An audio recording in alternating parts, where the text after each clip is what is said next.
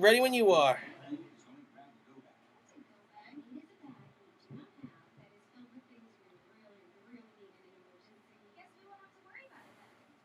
This is WGBB AM 1240 and W240 GFFM 95.9 Freeport, New York. The views expressed in the following program do not necessarily represent those of the staff, management, or owners of WGBB. Live from Merritt, New York, this is SportsTalk 1240.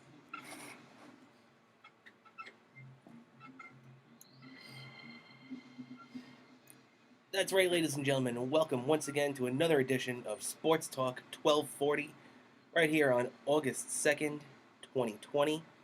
Thanks for joining me here on another beautiful Sunday night here. It's currently 84 degrees here in New York, and couldn't be nicer, couldn't be happier. But everything from a sports perspective, at least for the teams that I root, might as well be on fire right now. The New York Mets are currently in yet another state of disarray, as the Mets have lost 5 straight today, and Yoenis Cespedes opts out, and I say that sarcastically and in quotes, because what he pretty much did was quit on the team, desert them in the middle of the regular season out of nowhere, with no you know they had no previous knowledge that he was even considering leaving the team. So look, I'm a big Yoenis Cespedes fan. I love what he did for the team 5 years ago. Even 2016, he had another great year. But what he did with his fellow teammates this weekend was just a disgrace, and he pretty much gave up on them.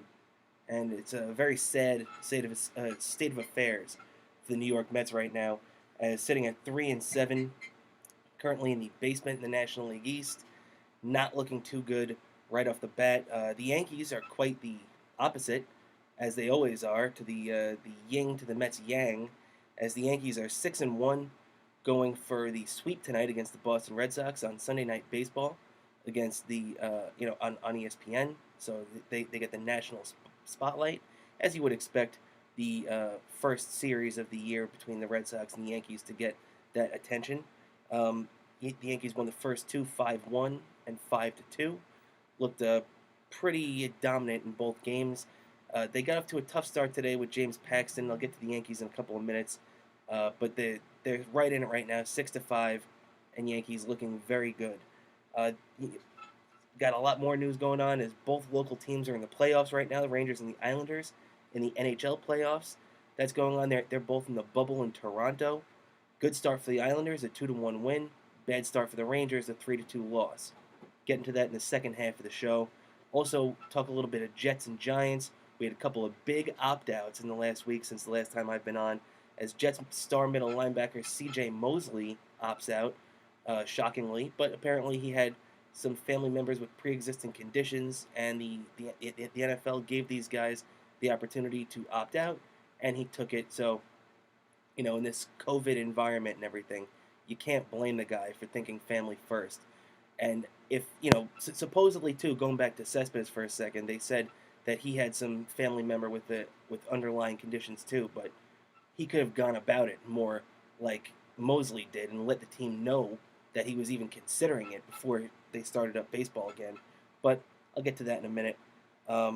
As also going on in this local sports landscape right now, the New York Giants, highly paid left tackle Nate Soldier, he opted out of the season too. So might be seeing their young rookie tackle get thrown into the mix on the left side rather than the right side, which is where a lot of people were anticipating him starting this year.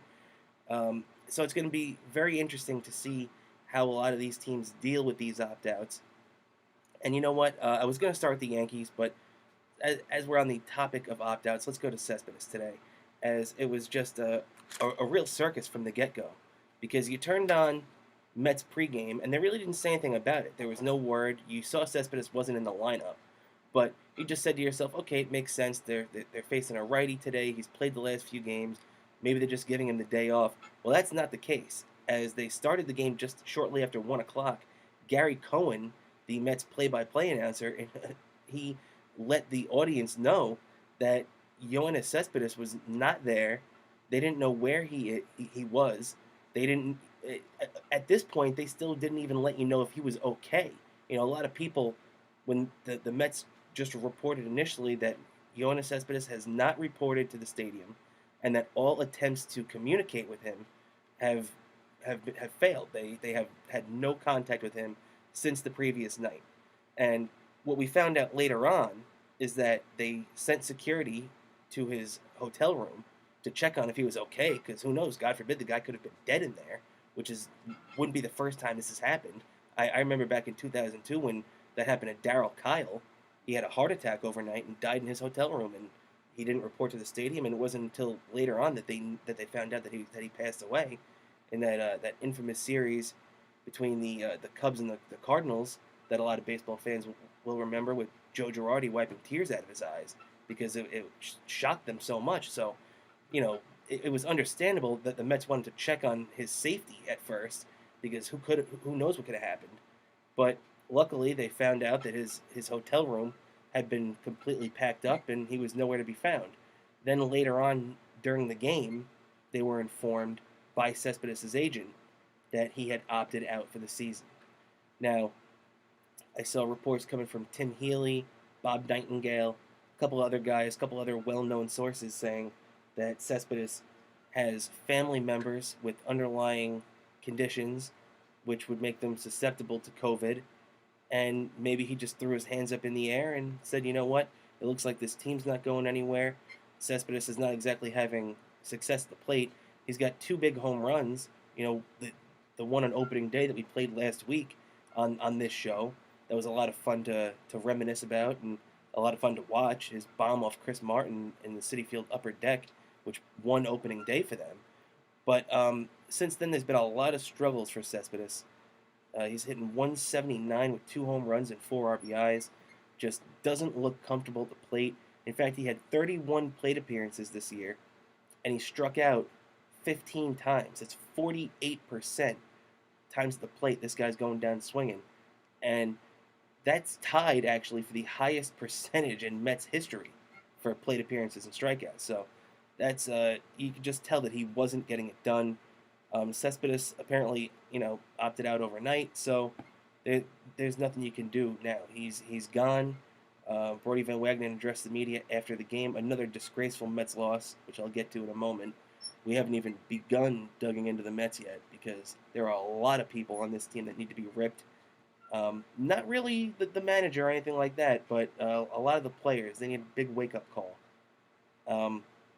But when you look at the whole situation with Cespedes, now they've got you thought that they had a very deep lineup coming into this year, especially that DH spot.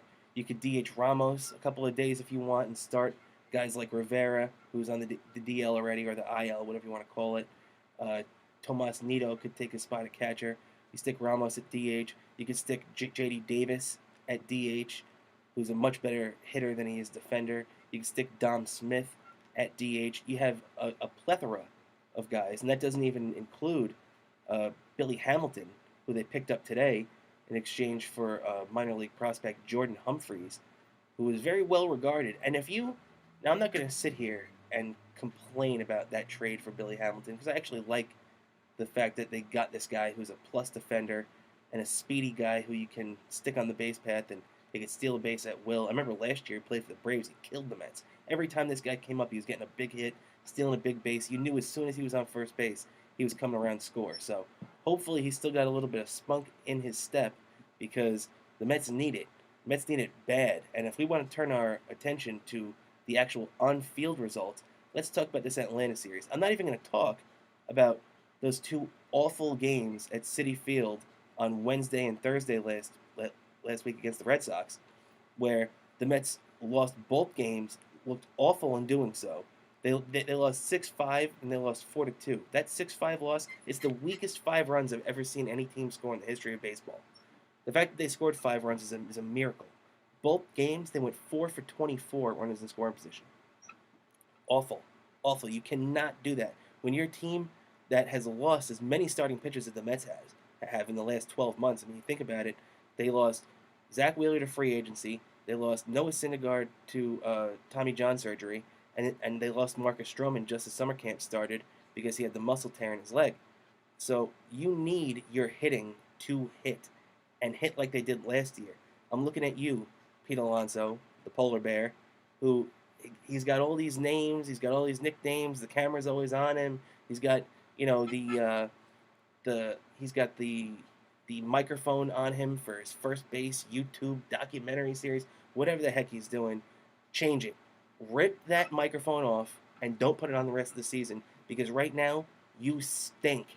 175, a home run, and 3 RBIs through 10 games is a disgrace.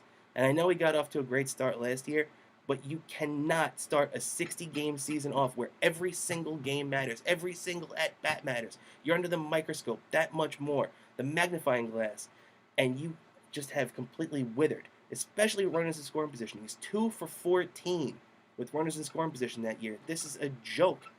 You cannot be doing that. The only 3 guys on the team right now that are worth a damn are Brandon Nimmo, Robinson Cano, which I can't believe I'm saying that, but Robinson Cano has been red hot, and Jeff McNeil. Those are the 3 guys. Everybody else has not even hit their weight. You got Michael Conforto. Okay, he's hitting 286. He's not looking too bad at the plate. But I'm telling you right now, when there's runners in scoring position, do you have confidence this guy's getting a hit? Because I don't. I have no confidence this guy's getting a hit. I have no confidence that Ramos is getting a hit in a big spot. I have no confidence that Cespedes, before he gave up on the team and walked out like a big baby, I have no confidence that he was getting a hit in the big spot, even though he did it once this year. I have no confidence in Pete Alonso. The guy hit 53 home runs last year. He looked like a world beater. That's not the case this year. And I'm not saying that he's going to have a garbage year and be terrible this year because I couldn't even handle thinking that right now. If Pete Alonso goes out and has a terrible season this year, this Met year is going to, it's unwatchable right now, but it will not even be borderline tolerable if they keep up the way they're going right now. J.D. Davis, he's been okay. He's hitting over 300, but still in a big spot. Look, the last 2 days, today, the Mets had 10 hits. They were 1 for 15 with runners in scoring position. You can't do that. 1 for 15? That's terrible. Absolutely terrible. And you compound it with the fact that yesterday, when they had 7 hits, and were shut out, and actually only scored 1 run, by the way. They had 10 hits today and were shut out 4-0. These 2 days are starting to run together. When you look at that over the last 2 days, they were 1 for 15 and 1 for 10. That's 2 for 25 with runners in scoring position. Let's be fair.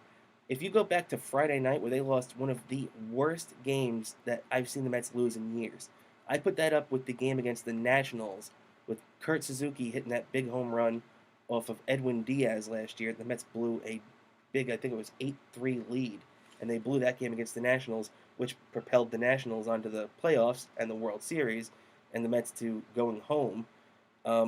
I put that loss on Friday night up with that. The Mets were up 8-2 and gave it back.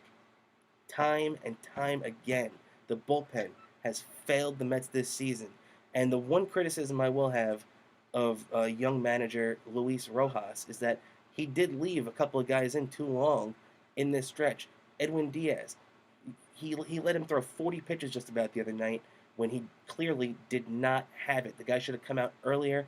Maybe they could have kept it a 3-2 game instead of being down 4-2 against Boston. Now, when you look to this, Seth Lugo, he had no chance. He had to stick with Seth Lugo. That's on Friday when he blew that lead, and the Mets ended up losing 11-10 with the opposite field bases clearing double from Travis d'Arnaud, capping his 5 RBI night against his former team. Where have you gone, Travis d'Arnaud? Where have you gone? As he sinks the dagger into the Mets' heart once again. Met fans suddenly want him back. Suddenly he's not public enemy number 1 anymore, as he's looking a lot better from far away than, and it turns out once again with the Mets that the grass is not always greener on the other side. I'm a big fan of Wilson Ramos, though. I'm not getting on Ramos. He threw a couple runners out this weekend. He's looked pretty good at the plate, but he's looked pretty good behind the plate.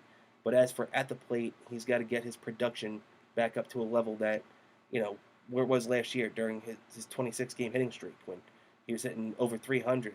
ended up hitting 290. Well, it's 288, but he pretty much hit right around 290 for that year. Looked great, drove in a lot of runs, was a dangerous component in that Met lineup, and he just has not been that this year. Look, I know we're only 10 games into the season. It's not time to press the panic button. I'm not going to sit here on August 2nd here in New York City and tell you that this guy and that this team can't turn it around right now. But I think we're at a point right now where the Mets really have to grab the reins of the situation. They looked Bush League today with this Cespedes thing. They've looked terrible at times in the past. I mean, the Mets have been known to be a clown show at times in the past, but today really just looked bad, really. And you just you feel bad for the players that kind of had to go through it with one of their guys, a big guy in their team, a guy who a lot of the young guys like Conforto, everybody like that looked up to. You would assume so. He's a highly respected veteran in that clubhouse. And believe me, I was down in spring training a couple of years ago, and I saw how the kids, the young guys in that clubhouse gravitated towards guys like Cano and Cespedes. So, it's not just hyperbole. You're not just speaking here. It's something that has been documented. You see the respect these guys get, and for Cespedes just walk out on the team like that. I hope that a lot of guys can take solace in the fact that maybe it had something, a lot to do with his family and things along those lines, and him wanting to be cautious and safe.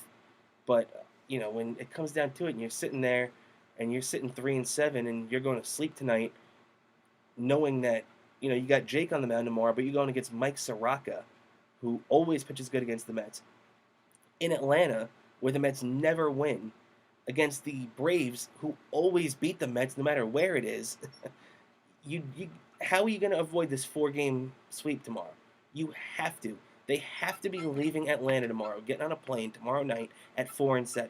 If you're 3-8, you're burying yourself. You're burying yourself in a 60-game schedule in one of the toughest divisions and toughest schedules that baseball has handed out, based on winning percentage of last season's winning percentage. Even when you throw in the garbage teams like the Marlins and the Orioles, the Mets will eventually have to face on this schedule.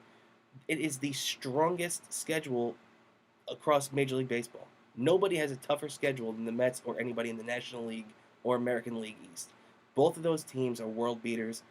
Both these divisions actually, from top to bottom. You have a couple of them, like the Tampa Bay Rays, are off to a tough start. They haven't hit. They're on a 5-game road losing streak right now. So maybe it kind of lends to the Mets a little bit, where you can look across the way and see that other teams are having trouble getting out of the gate quickly. The Mets, who knows? Maybe this is a blessing in disguise. 2 years ago, the Mets got off to an 11-1 start, and that was Mickey Callaway's first 12 games.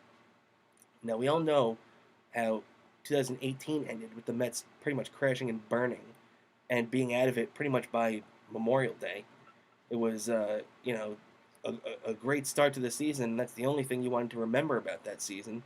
And on the other hand, in 2019, they got off to a so-so start, crashed and burned by the time the All-Star break happened. They were 40-54.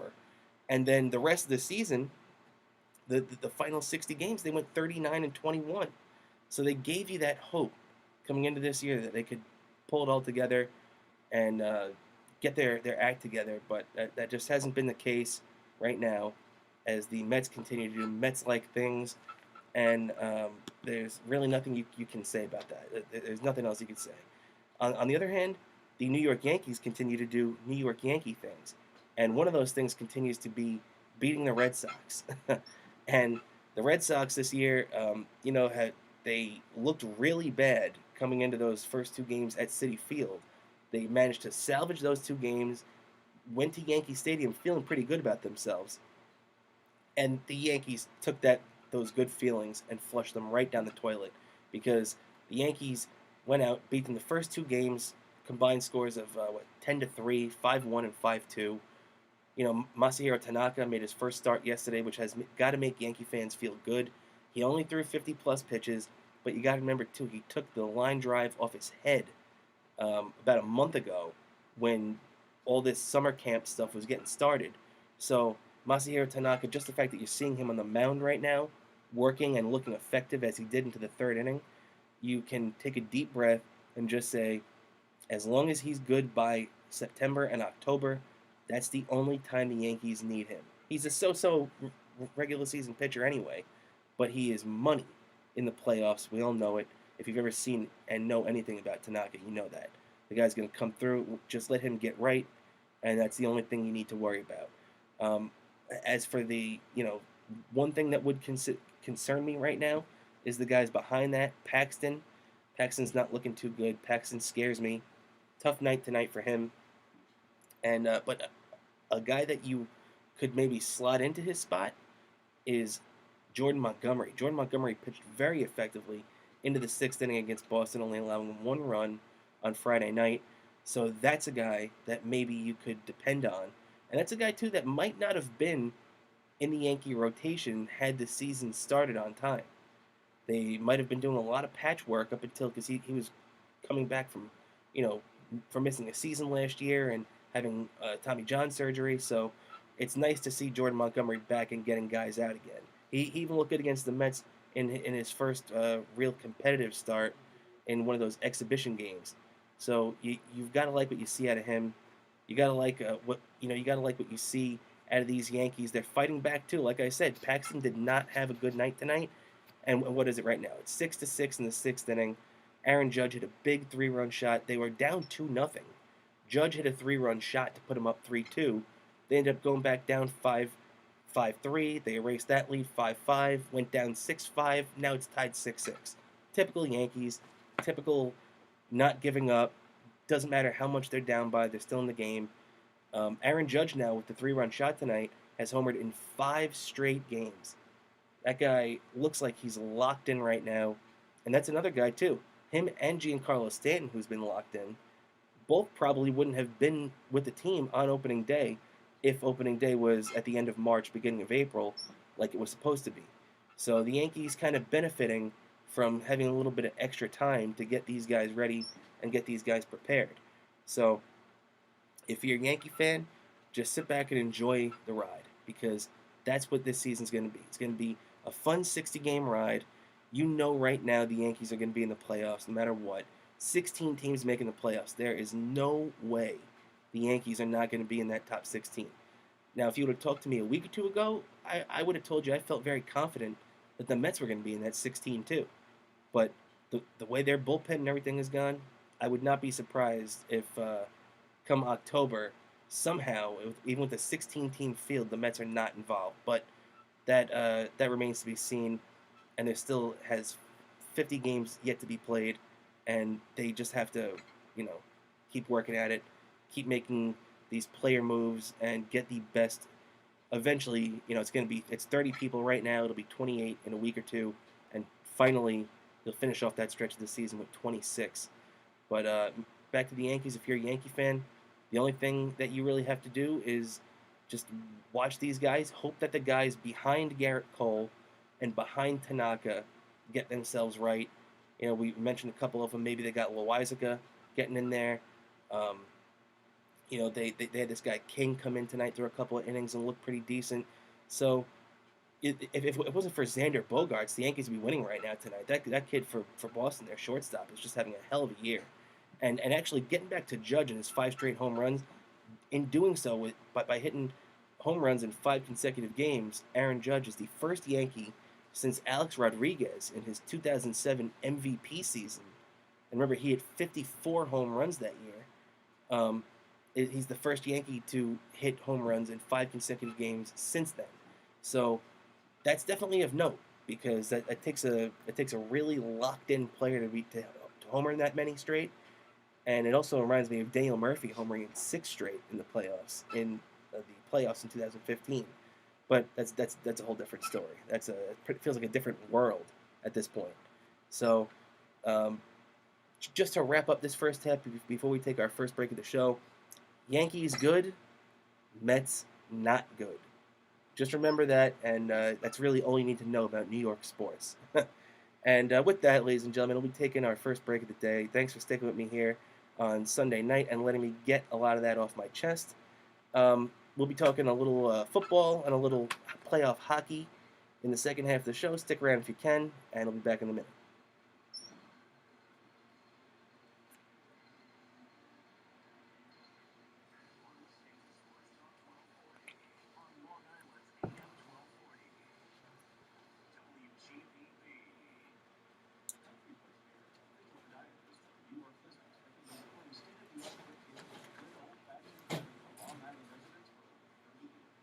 Specialists in sports medicine and clinical care. Country Foot Care can be reached at 516-741-8 or online at countryfootcare.com. Want to advertise your business on Sports Talk 1240? Place an ad on SportsTalk1240.com and run a radio commercial during the show every Sunday night here on AM 1240 WGBB. Our rates are very affordable. We'll even produce the radio commercial for you. Just head over to SportsTalk1240.com and fill out the Contact Us form and let us start promoting your business today. Unflippable, unflappable, unlinkable. The Gusbuster is the only umbrella that won't flip inside out, rip, tear, or leak. Capable of withstanding winds over 55 miles per hour. All of our umbrellas are constructed of the finest quality materials and backed by a limited lifetime guarantee. What are you waiting for? Visit Gusbuster.com and get your Gusbuster today. Stay connected to Sports Talk 1240 by following us on Twitter, Facebook, and Instagram at Sports Talk 1240. You're listening to Sports Talk 1240, broadcasting every Sunday night beginning at 8 p.m. right here on Long Island's AM 1240 WGBB, the station that serves your community. And now back to the show. That's right, ladies and gentlemen, and thank you for sticking around with me right here on Sports Talk 1240. And we got a lot to get into in the second half of the show as the NHL playoffs are currently underway. And we had both our locals in here. The Devils didn't make it. They were in the lottery again this year. And the Rangers and the Islanders, however, were both in it. The Islanders taking on the Florida Panthers. And Coach Barry Trotz really having that team playing well. They beat the Rangers last week on July 29th. They took the Rangers down 2-1. Played a very tight style of hockey. Now that's Barry Trotz style of hockey. This guy, just a couple of years ago, he won the Stanley Cup with the Washington Capitals, and the reason why they won was because this guy got Alexander Ovechkin and the team, but mostly Ovechkin, to buy in to his defensive style of hockey.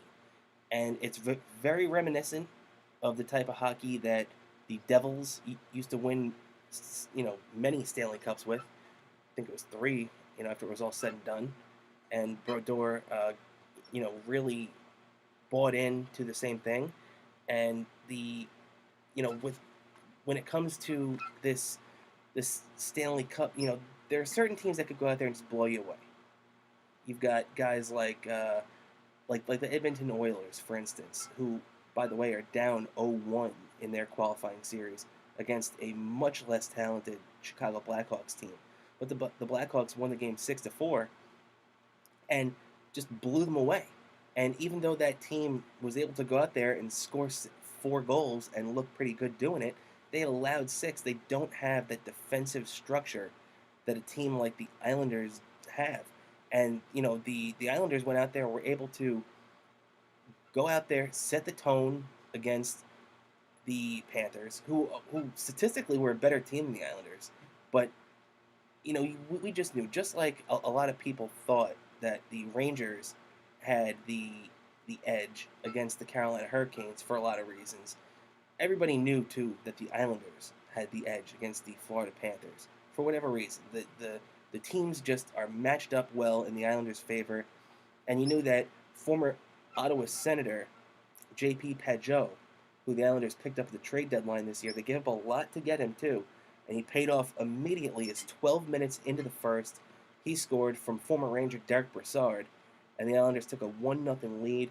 And the Islanders were, they were not going to sit on it, but you knew that all the Islanders needed was to get a lead, and then they could just sit on it, play their game, and just milk that clock, get it down as low as possible, and you just knew that once the Islanders got that lead, that's all they needed. It was the same thing with the Rangers too. Like I felt that if the Rangers scored that first goal, it would have changed everything, and that they would have played much better. But and that they could have set the tone. But that didn't happen in their game, and we'll get to that in a minute.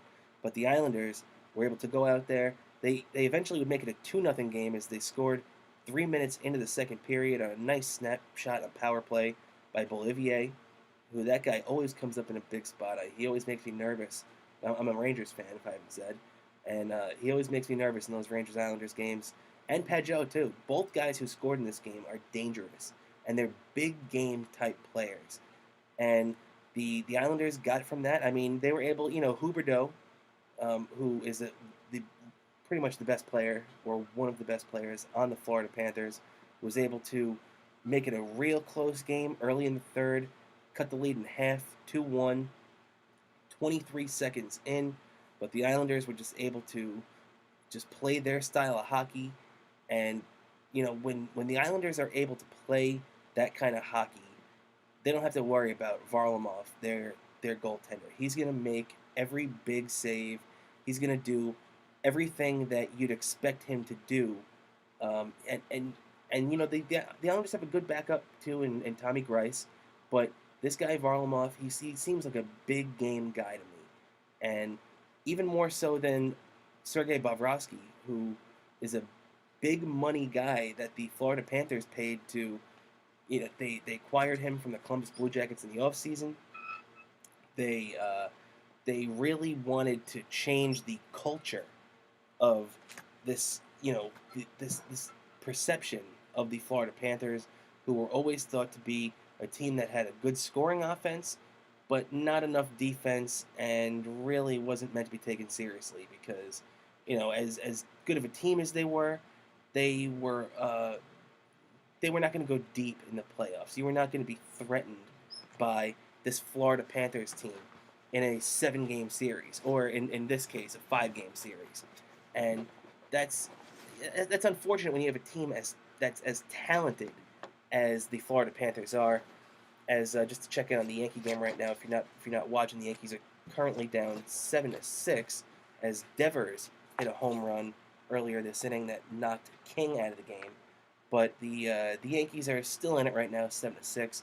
But just to keep talking about this playoff series with the Islanders right now, the Islanders are in a good spot. They won that first game. They did exactly what they needed to do. They took the lead early and protected it.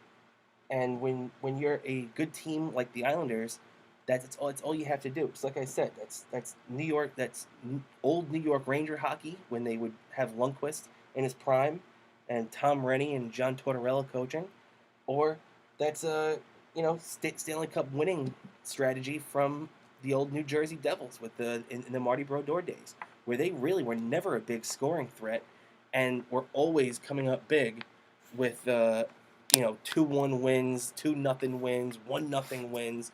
It was always a close game, and it was always something that you'd be sweating it out if you were a Devils fan in the end, or if you were playing them.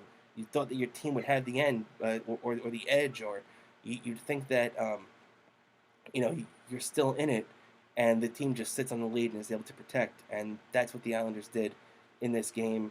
But Florida, like I said, was able to make it close, and now they have a real shot going into the game tomorrow now, as the New York Rangers will be playing on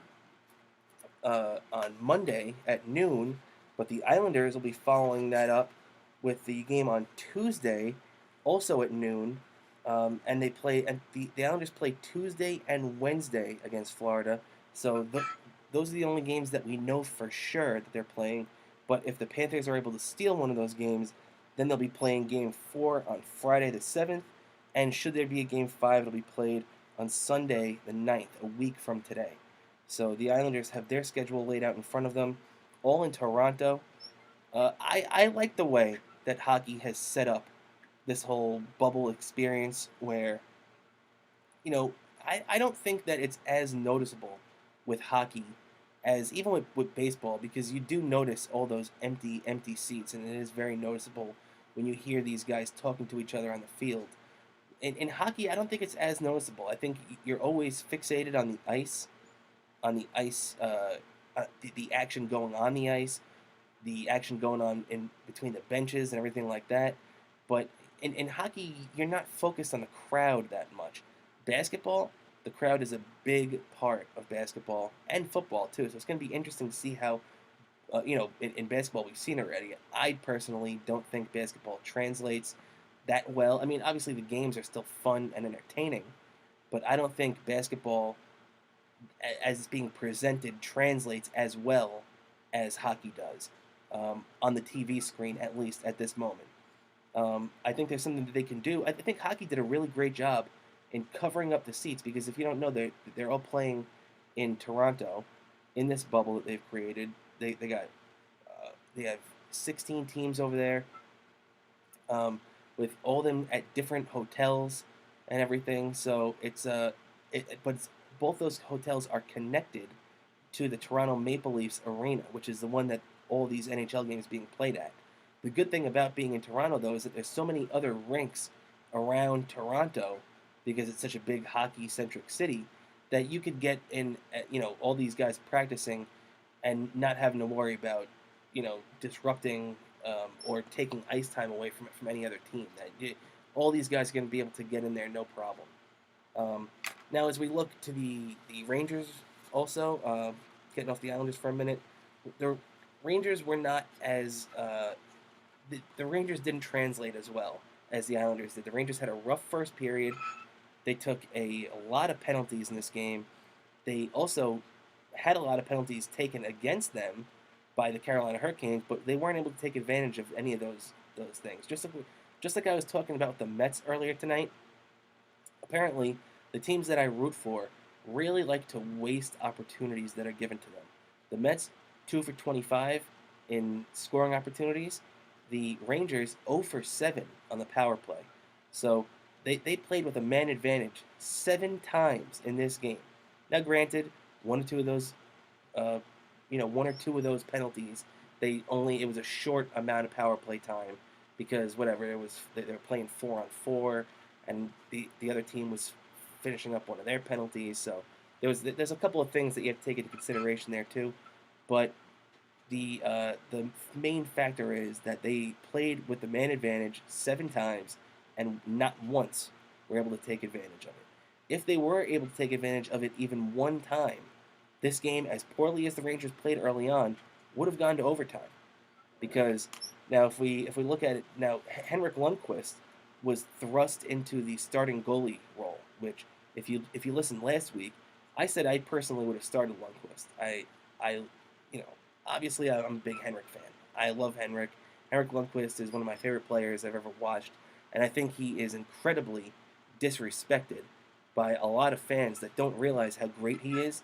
And once he's gone, that you're going to realize how great this guy is. Even though the Rangers are being blessed with this guy, Igor Shesterkin, coming up, but it seems to me like Igor has a little bit of, I don't want to say injury history, but I don't know. So far, coming off, he was ruled unfit to play in this first game on Saturday afternoon, which started at noon.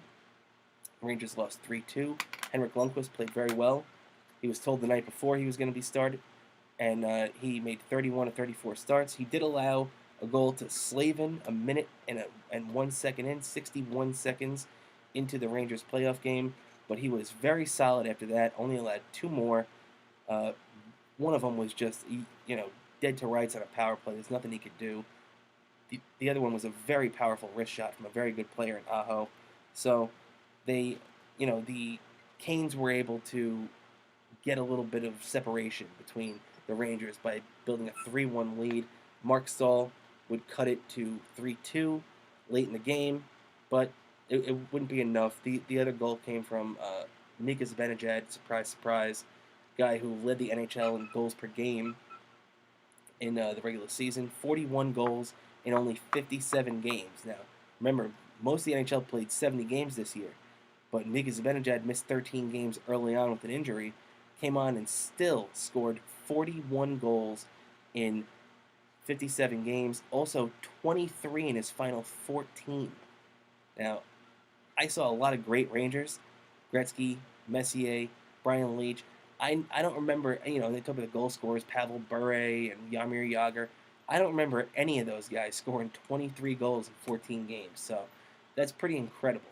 And, the Rangers, as great as their offense had been this year, really, really missed that punch that they had in the regular season and that cohesion that they had in the playoffs, specifically on the power play, not the playoffs, the power play.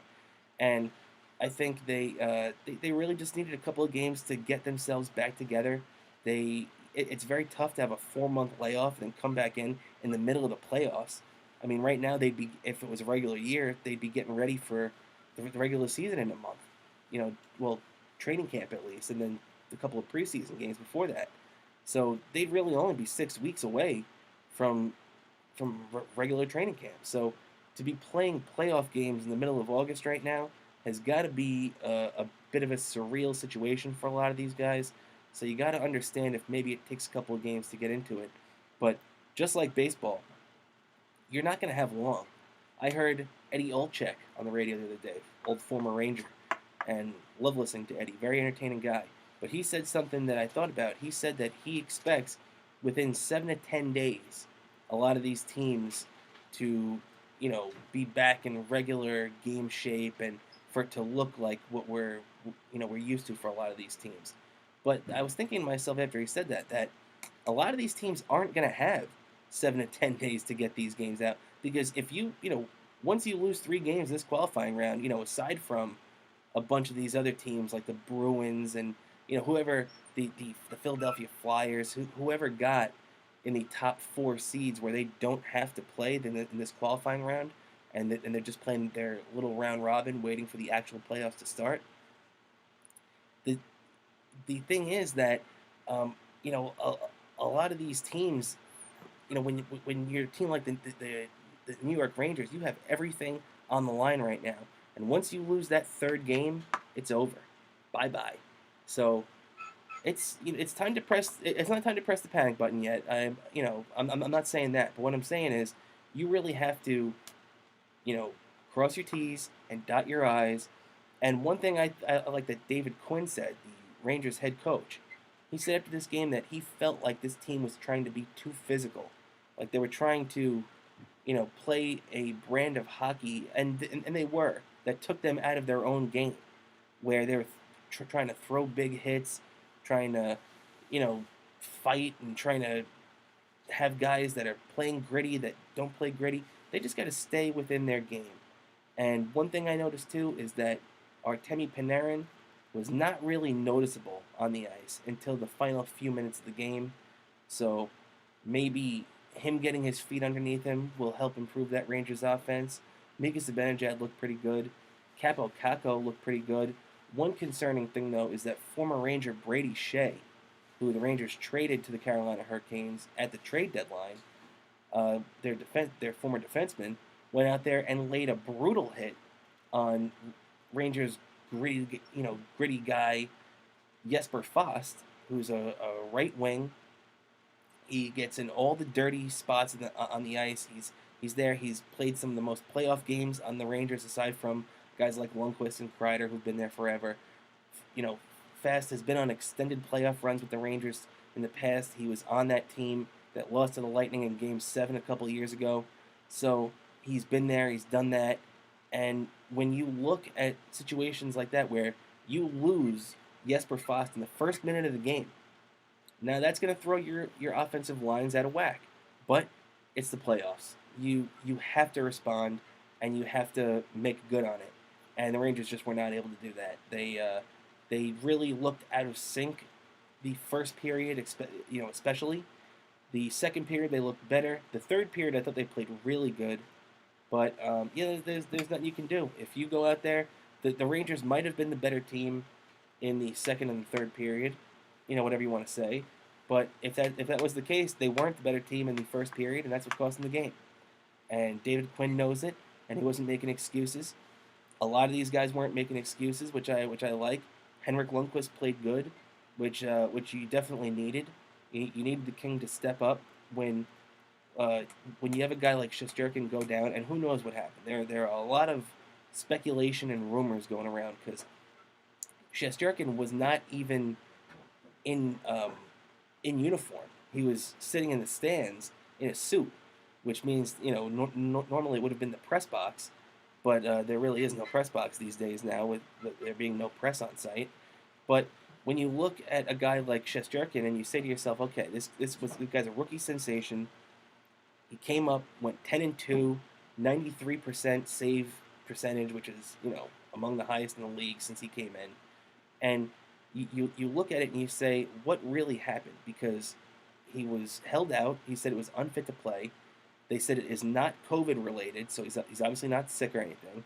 They said, I heard some people alluding to the fact that he might have had a slight muscle strain, which could, which worries you too because he got into a car accident a couple of months ago. So, you just hope maybe it's not connected to that still. You hope that he's not becoming an injury-prone guy because he also missed a couple of weeks after that bang up in Brooklyn when he got into the rear-ended and got to a little nasty car accident there.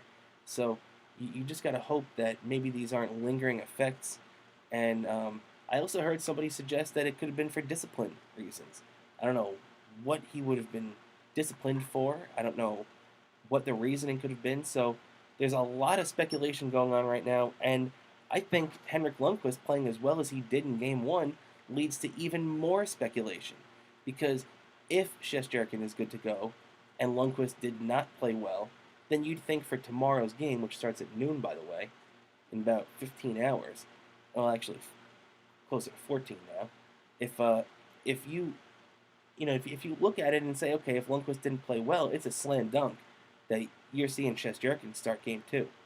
But because Lundqvist played so well, and the team played well in front of him too, you'd have to say to yourself that maybe that he'd like to stick with the continuation of having Hank. But if Shesterkin is healthy, it's probably going to be a little too much of a temptation to keep him out of the ice. And also, it seems like the guys get an extra little bit of jump in their step when they play in front of a guy like him. And also something to consider too is that Henrik Lundqvist, as much as I love the guy, gives up a lot of rebounds. Now he stops a lot of those rebounds too, but Shesterkin doesn't, and Shesterkin handles the puck better well, and that might be better suited against this dangerous Carolina Hurricanes team. So that's something to just keep in mind right now. Is that's the end of my little hockey spiel here.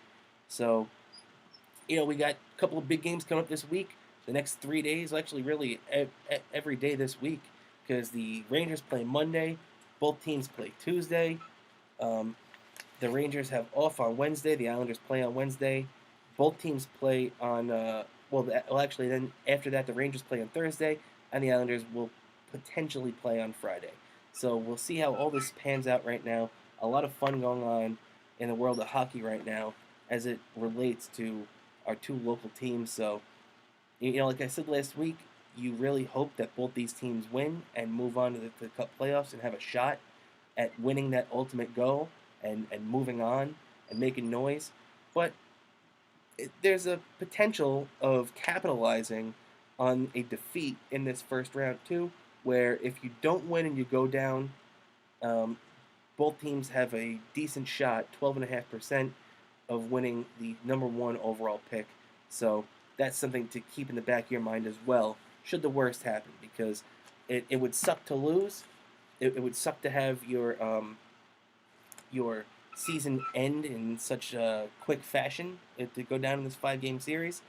But if that is the case, there's always a light at the end of the tunnel, and potentially winning the number one overall pick is something to focus on should that happen. But just to keep going here as we run down to the final few minutes here of Sports Talk 1240, and just to give myself a quick plug, if you want to follow me, you could follow me on Twitter at CramerNY, my last name.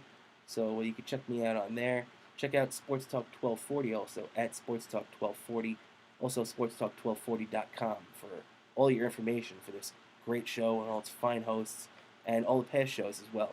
You can see every great interview that Bill Donahue has done, and my friends, he has done a lot of great interviews. Also, loved having him talking Hojo tonight and the Seattle Pilots.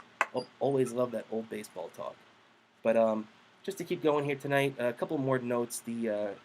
We got some football training camp notes going on right now, as the Jets and the Giants are both getting revved up here.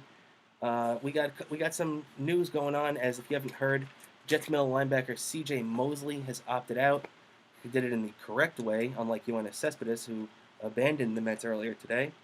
But we got, and also another thing that stinks is that a lot of fans and a lot of media members thought that this was going to happen a few months ago, but the Jets cut right guard Brian Winters, a starter for the last few years for them, who's been a pretty solid piece on the right side. This guy they just were not able to work it into the cap. I mean, look, the Jets have room. It's not about having room. I don't know why they would have got rid of him, but the revamping of the line continues, and I guess they just didn't trust him on the right side. He had a $7.5 million cap hit, but the Jets have plenty of cap room, 20+ million. So it really couldn't have been all about money. At least you hope it's not about. That seemed to be the case. The Jets got rid of a big veteran presence in their locker room right now, which has lost two big guys the last couple of days. You've got Brian Winters and a highly respected, highly paid guy in C.J. Mosley, who both will not be there this year. And one good thing is that I like that they have a guy like Frank Gore, who, if you don't know who Frank Gore is, he's a 35-year-old running back. Now, if you know anything about the NFL, you know most football players don't play into the 35 unless they're quarterbacks or offensive linemen or anything like that. But this guy, Frank Gore, is a special player. He's a great running back. He's outlived the NFL position way past his time, but he is still a very effective guy, and he's a very grounded guy and respected to have in that clubhouse. So it makes me feel a little bit better that when you lose a little bit of veteran leadership like this, that you have him in there. They also have a guy in Joe Flacco, who they just he had neck surgery in the offseason, former Super Bowl winning quarterback for the Baltimore Ravens, and having him in that quarterback room and just in the locker room in general is going to be good. He was just placed in the physically unable to perform list, but they're hoping that by the end of training camp, which, by the way, they're not going to have any preseason games this year, which is just going to be really weird. And you really have to expect the football to be very suspect come September 13th or whenever the kickoff is. It's right around there, 12th or 13th. So it's going to be a very interesting brand of football we see at the beginning of the year. We're also having a lot of guys opt out. I mean, if we want to touch on the Giants, the New York Giants had Nate Soldier, former Patriot, highly paid left tackle, opt out to go along with C.J. Mosley and the Jets opting out. Also, there's been a few other notable opt-outs of Eddie Goldman, the safety for the Bears, Chiefs running back Damian Williams, a bunch of Patriots, Marcus Cannon, Patrick Chung, Donta Hightower, Dan Vitale. The Packers have had Devin Funchess, and the Vikings Michael Pierce, all calling it a season in the last couple of days. So the NFL seems to be panicking a little bit, as we saw very good ratings early on for the NBA and MLB, but they really have come back down to earth the last couple of days. Maybe it's the brand of playing that we've seen. Maybe having a lot of these guys not playing as well as they could be, but who knows what the reason is right now? Because you would expect with a lot of people home that these ratings would be better than they are. I think the NFL is starting to panic a little bit, and supposedly there's word going around right now that they're going to set a deadline for Wednesday to players to decide if they can opt out or not, or past Wednesday they can't opt out any longer, which would be different from a lot of the other sports where baseball, I mean, like we even saw it today, Cespedes just opted out in the middle of the night, which, as unorthodoxly as he did it, is legal and something that he can do. he's not going to get paid for the rest of the year. He pretty much opted out of his contract, which means that he's done with the Mets. I highly, highly doubt the Mets are going to bring him back in any capacity after this.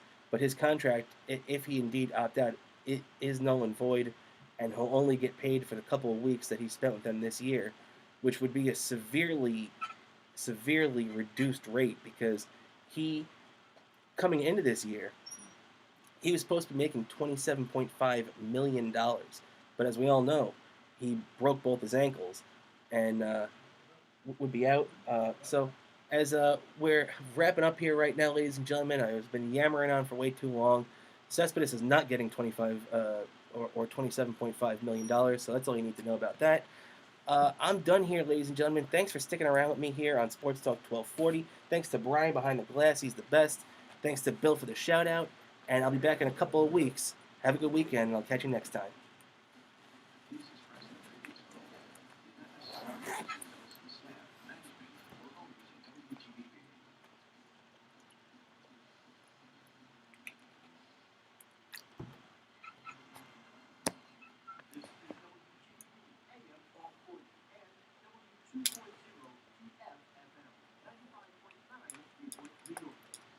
Oh man, I lost track of time on that, and I didn't hear the music come up. That makes sense.